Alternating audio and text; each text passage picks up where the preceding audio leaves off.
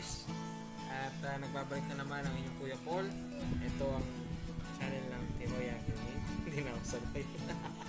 So, mag-unbox tayo ng isang razor na kung saan hindi na di-battery, hindi na di-charge, siya po ay disaksak na. Kasi unang-una, na-realize namin na kapag ka nalobat, nakita niyo naman yung mga video ng mga yung mga meme or mga memes, no?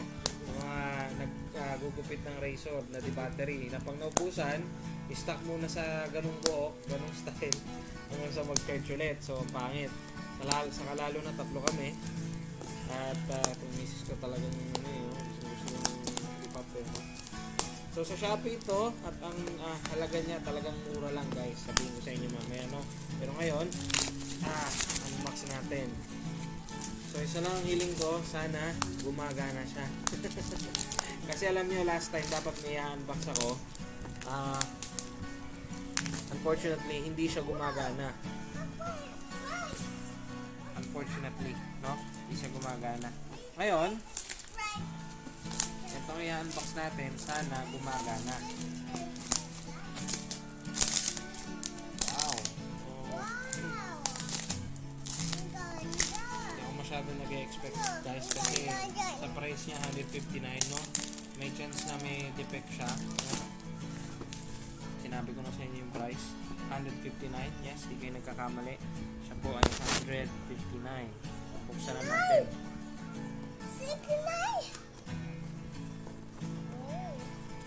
Yun. Kamera, no? Kamukha nung nabili namin na hindi gumagana. Although sa, naman, may manual pa siya, no?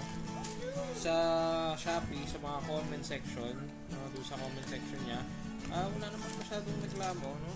Sabi naman nila okay naman daw, and so on and so forth. So, yun lang ang laman ng box, no? Ito. Meron akong kasama dito mga agaw. So, ang gusto ko rito, guys, kasi nakita ko, hindi katulad ng razor na binili namin, no? Sa Shopee noon, wala siyang kasama mga gunting sa supply, no? So, hindi ko alam matalas ko tong gunting na to. Tingnan niya natin. Alam mo dito. Dito. Oo, dyan lang din. Ito may supply po na. So, hindi siya ganun katalas. Hindi siya ganun katalas kaya siguro sa buhok mismo.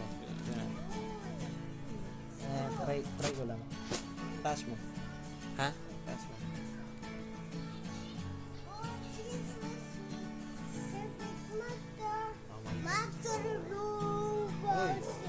Hindi siya gumugupit. So guys, hindi siya masyadong gumugupit. Sorry. So yan guys, yan nakita nyo, ito siya yung pinaka-razor. Dito na kagad tayo, no? So, okay ba ang 159 pesos na razor? Alam nyo, sa panahon nyo, kailangan natin maging practical kasi alam nyo, every month, kung magpapagupit ako 70 pesos a month, $140 and 140 pesos sa dalawang buwan, di ba? Ito, 159. So, kung magagamit ko siya ng at least isang taon, makakasave ako ng almost, kayo na mag-calculate. Kayo na mag-calculate, no? Ngayon, testingin natin siya. Ito laruin mo na. Ito laruin mo. Yan. Wag yan ha. Wag to ha. Mas meron ulit siyang oil. Naalala nyo kung sa first vlog ko ng razor, no, na di battery. Meron din siyang oil na inilalagay dito. Diba? Kaya lang, kailangan mo siyang guntingin syempre. Oops. Hindi ako nag-expect sa gunting, no, kasi low quality lang guys kasi gawa ng 159 nga lang, no. So isasaksak naman natin siya. Siyempre, dahil walang saksakan dito sa kama, tatayo tayo. Okay? At sana gumana, hindi pumutok o ano man, no? Uy!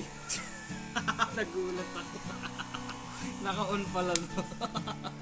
So, guys, good news. Hindi na siya katulad nung in-order ko sa Shopee. Hindi ko na na-return. Hindi na rin ako na-refund. Kasi, unang-una, babayaran ko sa pag-return. Kasing halaga din yung phone. So,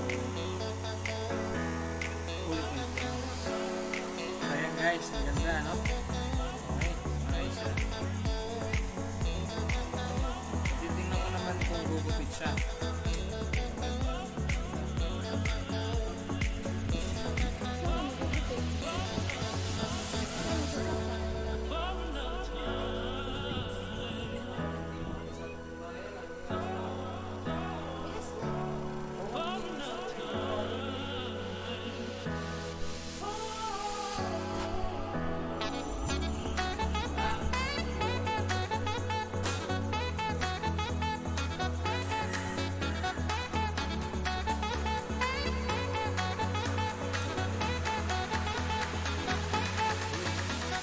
Ulo ko lang ulo.